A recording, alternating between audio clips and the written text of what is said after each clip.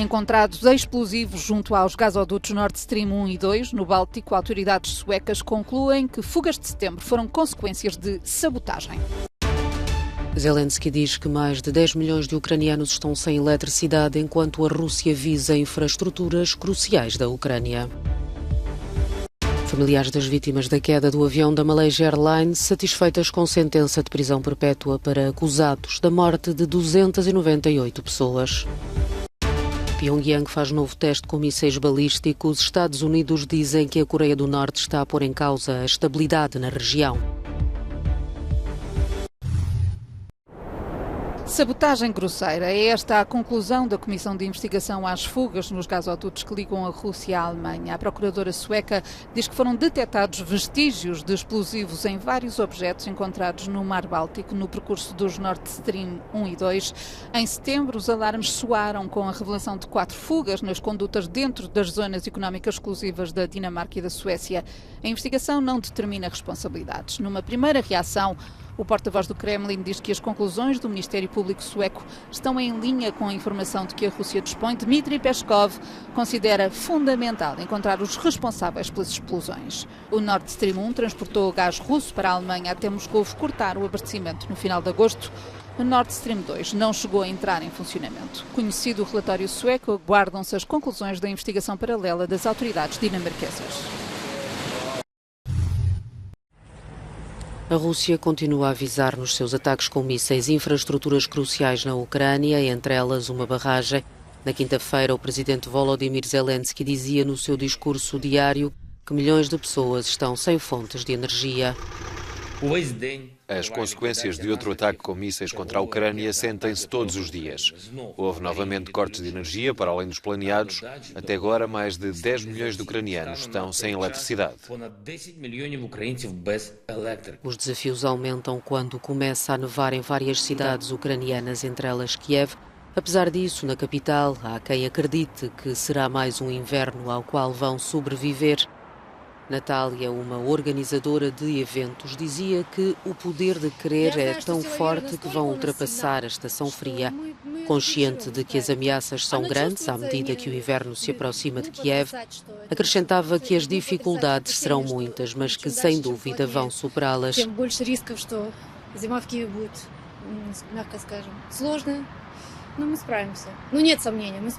Em Kherson, os voluntários estão a dar apoio aos habitantes locais com o fornecimento de alimentos, cobertores e outros bens de primeira necessidade. A gerente de um café referia que o objetivo principal é voltar a ter eletricidade. Conseguiram sobreviver aos últimos quase 9 meses, portanto, continuarão a viver durante o inverno. Com bombas a caírem perto da central nuclear de Zaporíjia desde fevereiro e com a Rússia e a Ucrânia a acusarem-se mutuamente, a Agência Internacional de Energia Atómica aprovou uma terceira resolução que apela ao Kremlin para cessar imediatamente todas as ações nas instalações nucleares ucranianas.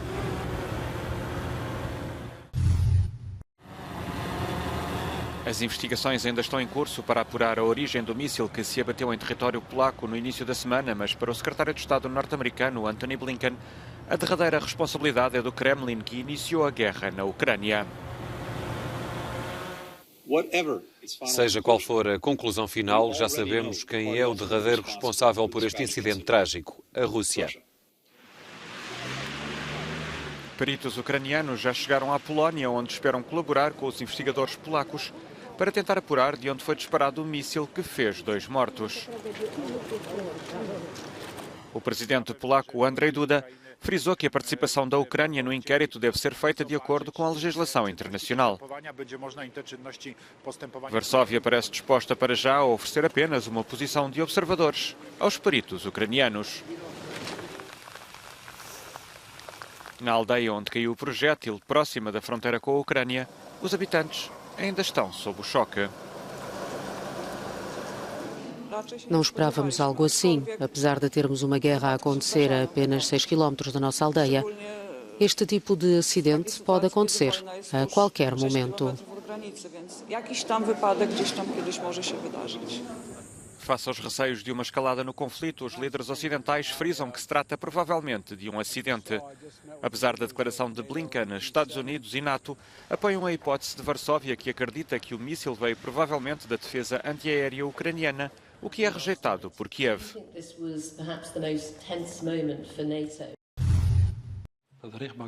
Dois cidadãos russos e um ucraniano foram condenados à pena perpétua pela sua participação no abate do avião da Malaysia Airlines que se despenhou em 2014 sobre território ucraniano. O quarto suspeito, de nacionalidade russa e o único presente no julgamento, foi absolvido devido à falta de provas. A justiça neerlandesa determinou que o MH17 foi abatido por um míssil lançado com equipamento das Forças Armadas Russas e que a região de Donetsk, onde o avião foi abatido, era controlada por Moscovo.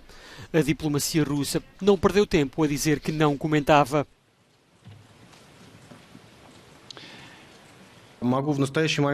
De momento posso dizer que vamos examinar esta decisão porque qualquer subtileza é importante nestas questões. Depois de estudar o documento legal, estaremos prontos para comentar. O julgamento teve início em março de 2020 e culminou com a condenação à revelia de 3 dos 4 suspeitos. Apesar da sentença, é pouco provável que os 3 condenados venham a cumprir efetivamente a pena de prisão.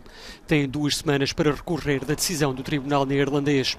O MH17 partiu de Amsterdão com destino a Kuala Lumpur a 17 de julho de 2014 e despenhou-se no leste da Ucrânia com 298 pessoas a bordo. Não houve qualquer sobrevivente.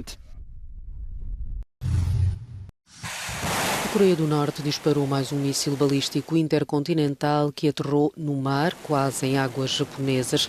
Tratou-se do segundo grande teste este mês e, apesar de não haver relato de estragos, o primeiro-ministro japonês considerava o lançamento absolutamente inaceitável. Para os Estados Unidos, ele põe em causa a estabilidade da região. A vice-presidente Kamala Harris condenava esta ação em nome do seu país e apelava a Pyongyang que terminasse com estes atos ilegais. Os Estados Unidos prometiam tomar todas as medidas necessárias para garantir a segurança do continente americano e dos aliados Coreia do Sul e Japão. Este lançamento acontece depois da China e Rússia se oporem às movimentações dos Estados Unidos para endurecer as sanções destinadas a travar o programa nuclear da Coreia do Norte.